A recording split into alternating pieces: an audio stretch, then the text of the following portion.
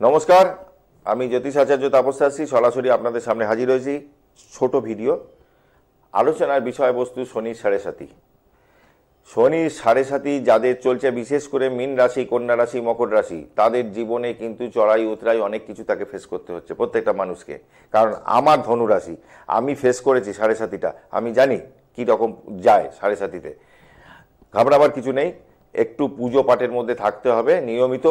আর দক্ষিণাকালীর ওং করাল বদনাং ঘোরাং মুক্ত কেশি চতুর্ভুজাং কালিকাং দক্ষিণাং দিব্যাং মুন্ড মালা বিভূষিতাম ওং জয়ন্তী মঙ্গলা কালী ভদ্র কালী কপালিনী দুর্গা শিবা কমাদাতি সহা সদা নমস্তুতে কালী কালী মহাকালী কালীকে পাপহারিণী ধর্মার্থ মোক্ষতে দেবী নারায়ণী নমস্তুতে।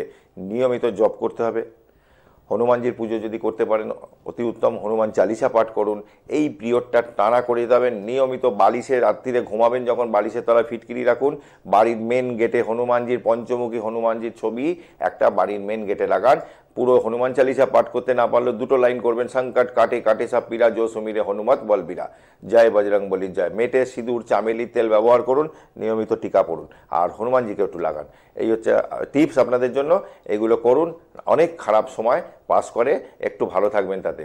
জয় মা তারা, সবাই ভালো থাকুন।